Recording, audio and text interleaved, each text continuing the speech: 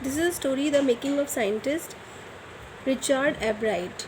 At the age of 22, a former Scout of the Year excited the scientific world with a new theory on how cells work. Richard एब्राइट को scout of the year का award मिला, और किस बात पर मिला? उन्हें इस बात पर मिला था कि हाउ सेल्स वर्क, सेल्स जो होते हैं हमारी बॉडी में वो कैसे वर्क करते हैं. Richard Ebright and his college roommate explain the theory in article proceeding of national academy of science. Richard Ebright ने proceeding of national academy of science magazine में हाउ सेल्स वर्क पर एक article लिखा था, जिसकी वजह से उन्हें स्काउट ऑफ द ईयर का अवार्ड मिला. It was the first time this important scientific journal had ever publish the work of college student.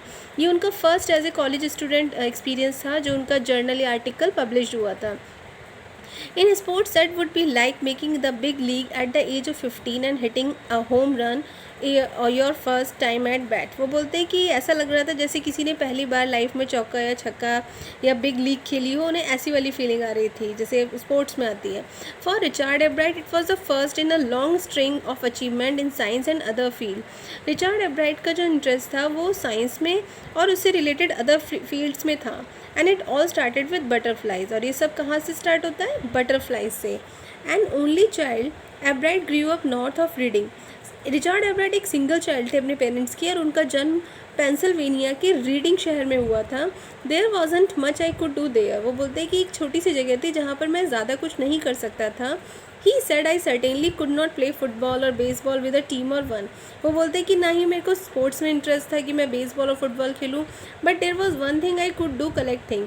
लेकिन जो मेरा इंटरेस्ट था वो किस में था? थिंग्स को कलेक्ट करने में था. So he did he ever beginning in kindergarten.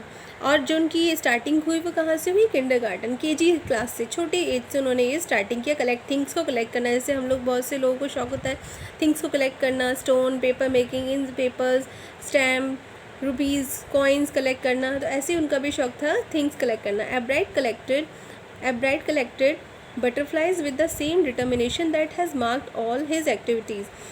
एब्राइट ने बहुत सारी बटरफ्लाइज को कलेक्ट करा था और यही उनकी एक्टिविटीज़ थी. He also collected rocks. उन्होंने रॉक्स को भी कलेक्ट करने का शौक था. उन्हें फॉसिल्स आप समझते हो कि साइंस में फॉसिल्स मीन्स क्या होता है? Coins. He became an eager astronomer. और वो क्या बनना चाहते थे? एक एस्ट्रोनॉमर भी बनना चाहते थे. To sometime star gazing at night. Astronomer कौन होता है? जो स्टार्स, प्लैनेट्स, इनके बारे में रिसर्च करते हैं. एस्ट्रोनॉमर बोलते हैं. तो वो रात में बैठकर एज एस्ट्रोनॉमर की तरह स्टार को गेज करते थे. स्टार गेज करना मीन्स देखना कंटिन्यूसली किसी चीज़ को. From the first time he had derived curiosity along with a bright mind. He also had a mother who encouraged his interest in learning.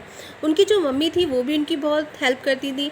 She took him in trips. वो उनको घुमाने ले जाती थी. Brought him telescope, microscope, camera, सारी चीज़ें दिलाती थी जो भी उनको क्यूरियोसिटी में हेल्प करती थी. And other equipment and help him in many other way. और उनकी मम्मी उनको हर तरीके से हेल्प करती थी. I was his only companion until he started school. वो बताती हैं उनकी मम्मी कि जब तक उसका स्कूल स्टार्ट नहीं हुआ तब तक मैं ही उसकी कंपेनियन थी, उसकी साथी थी. His mother said after that I would bring him home friends for him.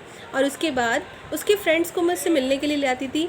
But at night we were just did things together. लेकिन बताते हैं कि रात में लेकिन हम जितने भी काम होते थे वो दोनों, मैं और मेरा बेटा, मिलकर करते थे. Richie was my whole life. Richard का जो निक नेम था वो रिची था. वो बताती हैं कि रिची जो था मेरी लाइफ का बहुत बड़ा पार्ट था. And his father died when Richie was in 3rd grade. जब रिची 3rd क्लास में था तो उनके पापा की डेथ हो जाती है. She and her son spend almost every evening in the dining room table. और वो अपना सारा टाइम डाइनिंग रूम टेबल पर स्पेंड करते थे. If he did not have anything to do I found work for him. उनकी mother बोलती कि अगर उसके पास कोई काम नहीं होता था तो मैं उसको काम देती थी. फिजिकल वर्क नहीं, कुछ लर्निंग वाला work. His mother said he liked it, he wanted to learn. वो उसकी मम्मी बताती हैं कि उसको कुछ हर चीज़ को सीखना बहुत अच्छा लगता था और लर्निंग वो सीखता ही जाता था.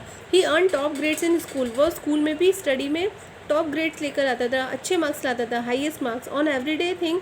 He was just like every other kid. और बाकी के बच्चों की तरह वो स्कूल में खेलता था. But the time was in his 2nd grade. एब्राइट had collected all 25 species of butterflies. और 2nd क्लास में जब एब्राइट था, he was a bright child, बहुत अच्छा बच्चा था पढ़ने में. उन्होंने बटरफ्लाइज की 25 स्पीशीज़ को अपने शहर में, होम टाउन में ही कलेक्ट किया था. आप देख सकते हो अपने टेक्स्ट बुक में, इसमें बहुत सारी, देखो उनकी सारी स्पीशीज़ दी हुई हैं जो उन्होंने कलेक्ट की थी. That probably would have been the end of butterfly collecting, he said. But my mother got me a children's book called The Travel of Monarch. वो बोलते हैं रिचर्ड एब्रेट की शायद यहाँ पर मेरा बटरफ्लाई कलेक्ट करने का शौक़ ख़त्म हो सकता था, लेकिन मेरी मम्मी ने एक बुक मुझे ला कर दी, the travel of monarch. Monarch एक बटरफ्लाई की स्पीशीज़ होती है, तो इससे रिलेटेड मुझे एक बुक ला कर दी, that book which told how monarch butterflies migrate to central America. और इस बुक में मुझे पता चला कि जो मोनार्क बटरफ्लाइज होती हैं वो सेंट्रल अमेरिका में माइग्रेट कैसे होती है. माइग्रेट मीन्स एक स्थान से दूसरे स्थान तक जाना. आप देखते होगे जैसे ही विंटर सीज़न आता है या समर सीज़न होता है तो बर्ड्स जो होते हैं वो माइग्रेट करने लगते हैं. तो बताते हैं कि इस बुक में मैंने देखा कि जो मोनार्क बटरफ्लाइज हैं वो कैसे एक शहर से एक कंट्री से एक शहर से दूसरे शहर में माइग्रेट करती हैं. And this open the world of science to the eager young collector. और ये जो बुक थी यहाँ से रिचर्ड एब्राइट की एक न्यू साइंटिस्ट की एज ए यंग कलेक्टर की न्यू लाइफ स्टार्ट होती.